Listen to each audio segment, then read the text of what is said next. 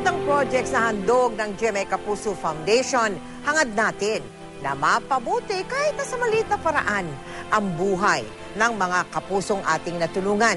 Tulad ni Mylene Kaasi, isa po siya sa halos 100 kapuso na nabigyan ng libreng pustiso noong Pebrero sa project na Ngiting Kapuso. Makaraan ng 2 buwan, silipin natin ang pagbabago sa buhay ng puwelang may bahay na si Mylene. Dito sa Ngiting Kapuso Project, una nating nakilala si Mylene Kaasi. Sa kanyang mga hirit, alam mo nang likas siyang komedyante. Parang feeling ko, I was born. Wow. I was... Masigasig at madiskarting may bahay. Sa sariling pagsisikap, naipundar niya ang negosyong burger stand. Kasi kahit anong sarap ng pagkain mo, kung ikaw mismo hindi presentable sa pinapagkain produktong binibenta ko, wala rin, di ba? At makaraan lamang ng 2 linggo simula noong unang nagpasukat, may pustiso na si Mylene. Sobrang kulit niya. Ngayon, konting kimot, nakatawa, nakangiti. Sobrang lagi nakangiti. Pati ang kanyang mister, maraming napunang pagbabago kay Mylene. Nakakangiti na siya. Hindi niya na tinatakip yung kamay niya sa bibig niya pag nagsasalita. Siyempre, mas gumanda siya ngayon. Pati ang kanyang negosyo, kasing sigla na rin daw ng kanyang mga ngiti.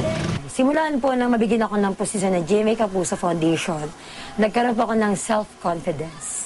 At dahil sa likas ngang talento sa pagpapatawa, sumabak si Mylene sa audition ng Bubble Gang. Miss Annabelle, pwede ko interview? At bilang pasasalamat, meron raw siyang joke para sa atin. Hulaan daw natin kung sino ang kanyang kamukha.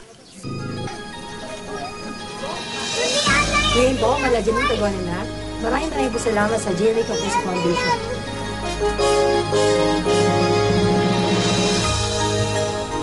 We wish you all the success, Mylene, sa iyong negosyo at syempre sa iyong pamilya. Samantala mga kapuso, kanina nga po ay nagbukas na ang pinakaabangan nating Heatwave Summer Bazaar. Salamat po sa mga nagpunta doon sa unang araw.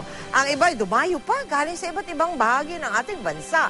Nagsimula na rin po kanina ang celebrity auction ng mga damit at gamit ng inyong paboritong Kapuso stars na magpapatuloy naman yan hanggang sa Linggo. Kaya ngayong weekend, huwag nang magpahuli. Hanggang sa Linggo po, April 21 sa World Trade Center sa Pasay City. Ang pondo malilikom po dyan ay mapupunta sa ating mga projects na unang hakbang sa kinabukasan.